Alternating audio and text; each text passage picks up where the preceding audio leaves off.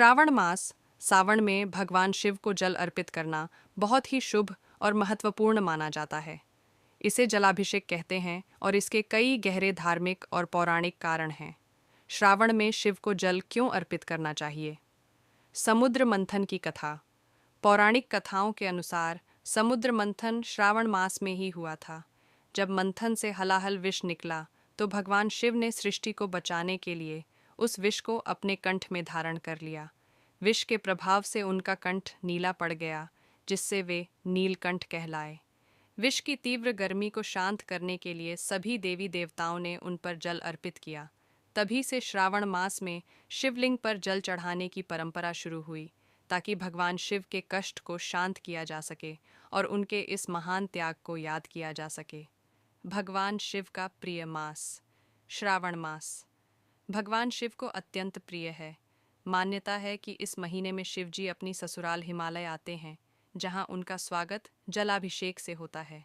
इसलिए इस महीने में शिव पर जल चढ़ाने से वे विशेष रूप से प्रसन्न होते हैं। पापों का नाश और मोक्ष की प्राप्ति। शिव पुराण, स्कंद पुराण और लिंग पुराण में उल्लेख है कि श्रावण मास में शिव को जल अर्पण करने से मनुष्य के सभी पाप नष्ट हो जाते हैं और उसे मोक्ष की प्राप्ति होती है। यह माना जाता है कि भगवान केवल श्रद्धा और भावना से प्रसन्न होते हैं, न कि महंगे चढ़ावे से। मनोकामना पूर्ति। सच्चे मन से और पूरी श्रद्धा के साथ शिवलिंग पर जल चढ़ाने से भगवान शिव शीघ्र प्रसन्न होते हैं और भक्तों की सभी मनोकामनाएं पूरी करते हैं, चाहे वे स्वास्थ्य, धन, विवाह या संतान से संबंधित हों। नकारात्मकता से मुक्ति। जलाभिषेक से उत्पन्न सकारात्मक ऊर्जा मानसिक शांति प्रदान करती है और तनाव को कम करती है। यह नकारात्मक प्रभावों से भी सुरक्षा प्रदान करता है और जीवन में सुख समृद्धि लाता है। जल अर्पित करने का सही तरीका। हमेशा बैठकर या झुककर ही शिवलिंग पर जल अर्पित करें। सीधे खड़े होकर जल चढ़ाना डिसरिस्पेक्टफुल माना जाता है। शंख से भगवान शिव को जल अर्पित नहीं करना चाहिए, क्योंकि पौराणिक कथा के अनुसार भगवान शिव ने शंखासुर नामक राक्षस का वध किया था और शंख उसी की हड्डियों से बना था। स्टील या लोहे के बर्तन के बजाय तांबे या पीतल के लोटे से जल चढ़ाना अधिक शुभ माना जाता है।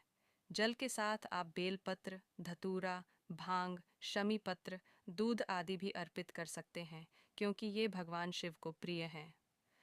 जल चढ़ाते समय एयूएम नमः शिवाय मंत्र का जाप करना बहुत लाभकारी होता है।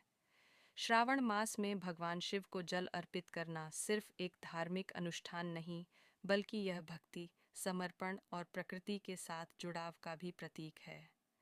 क्या आप श्रावण मास से संबंधित किसी और जानकारी के बारे में जानना चाहते हैं?